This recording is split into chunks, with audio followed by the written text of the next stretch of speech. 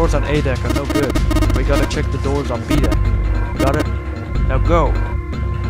Before he had a chance to respond, the man laid a massive hand on Junpei's shoulder.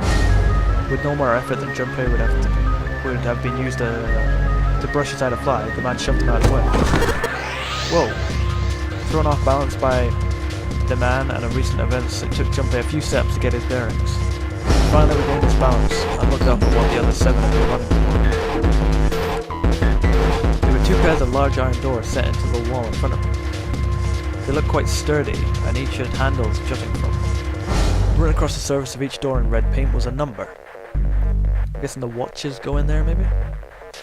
The bracelet things.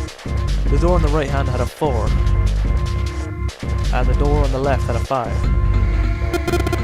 They're the same. The guy Junpei had decided to call Silver was mumbling to himself. The room I woke up in had a number on the door, just like that. You too, eh? With an arched eyebrow, the lion looked over at Silver. My cell was the same, a number upon the door. I opened it, ran down the hallway outside, and found myself in the rather grand room.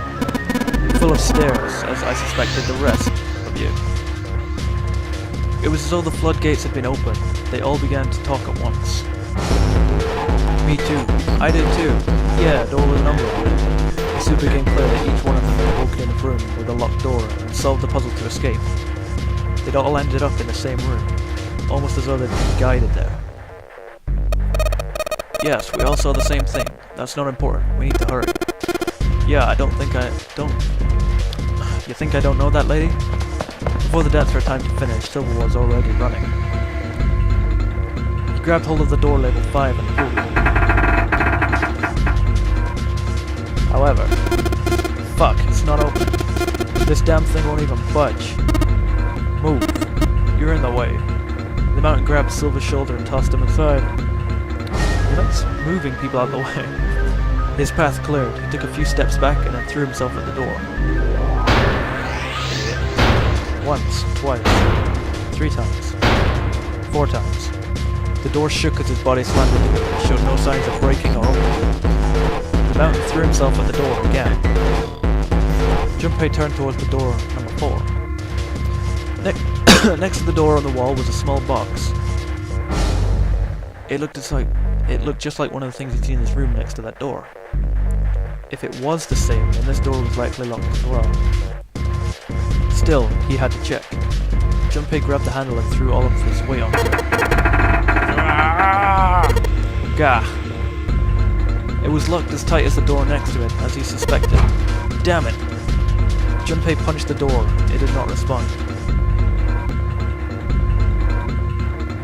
Were these the only doors he wanted? He'd barely finished the thought when C-Deck played. He'd passed up on his way up sprang, unbidden to his mind. His body moved before I had time to think. Junpei turned and ran back toward the stairs. Like maybe 2 and 3 maybe? He had scarcely taken a step. At the top of the stairs, next to the ornate clock embedded on the wall, he saw a person. Oh.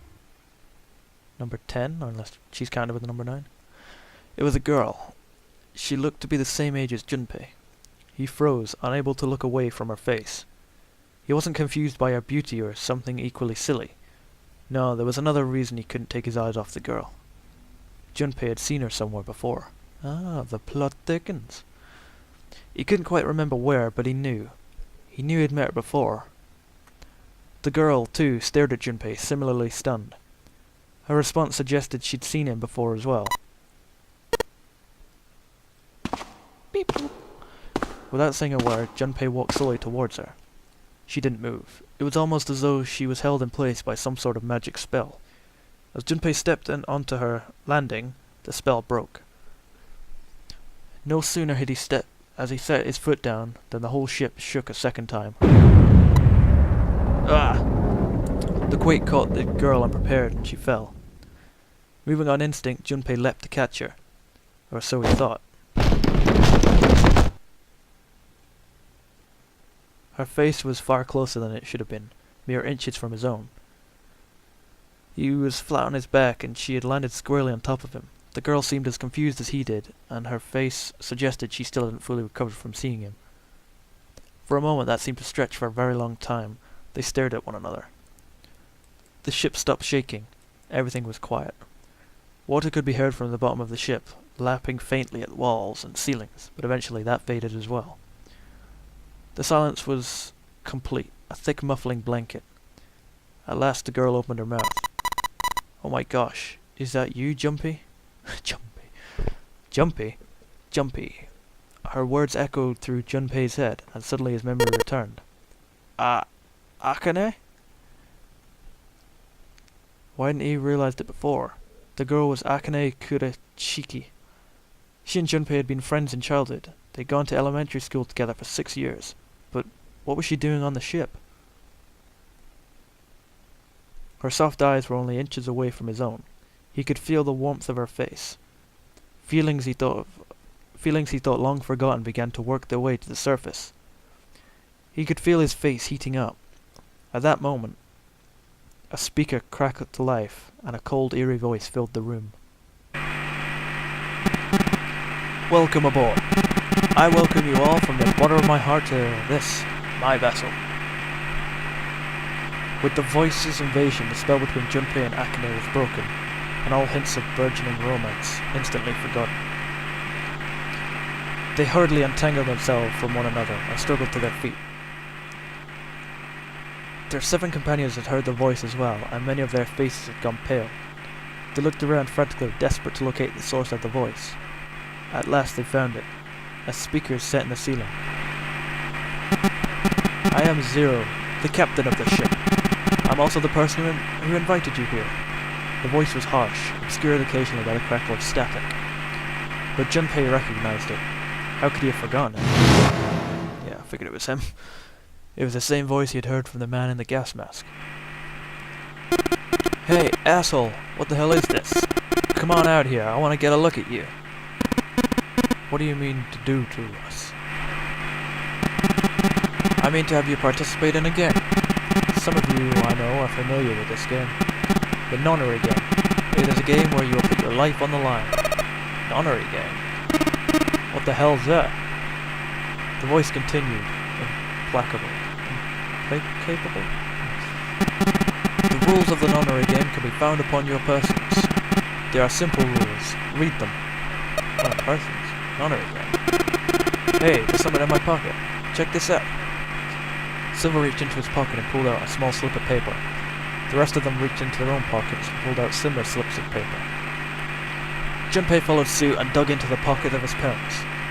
He felt the telltale crumple of paper, slightly damp from his earlier ordeal. "Hey, I got one too." "Then it would seem Zero has seen fit to grace us each with a letter. Would you mind terribly reading it to us, young man?" His request had been delivered to Junpei, who, after a short moment of surprise, did as it had been asked. "On the ship you will find a handful of doors emblazoned with numbers. We will call them the numbered doors. The doors in front of you are a pair of the same. The key to opening these numbered doors are the numbered bracelets that each of you possess. Should you total the numbers on your numbered bracelets and find that the digital root of that number is equal to the number of... Hold on, it's math stuff again. And find that the digital root of that number is equal to the number of that door, the door will open. Only those who have opened the door may pass through. There are, however, limits. Only 3 to 5 people can pass through one numbered door. All those who enter must leave, and all who enter must contribute." Bracelet. Junpei figured had to mean the bulky thing on his wrist. He glanced around. It looked like everyone else had one as well, and had come to much the same conclusion. "The purpose of the game is simple. Leave this ship alive. It is hidden, but an exit can be found. Seek a way out. Seek a door that carries a 9. Junpei had reached the end of the letter.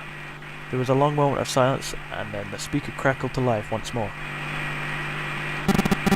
"There is one last thing I must tell you. As you've no doubt surmised, this ship has begun to sink. On April 14, 1912, the famous ocean liner Titanic crashed into an iceberg." I knew it looked a lot like Titanic. "After remaining afloat for 2 hours and 40 minutes, it sank beneath the waters of the North Atlantic. I will give you more time." 9 hours. That is the time you will be given to make your escape. The voice finished and the speaker went silent. The sound of a bell tolling echoed through the hall. It came from the dance hall adjacent to the stairwell. It took those assembled on the stairs mere moments to trace the sound to an antique clock embedded in the wall. 7, 8, 9. Oh. The sound of the 9th bell faded away. The 10th never came. That meant that the time was 9 o'clock. Most likely 9 o'clock in the evening. When Junpei had peered out the window of his cell, he'd seen nothing but blackness. It had to be night time. If that was the case, then they would need to escape by 6 a.m. the following day.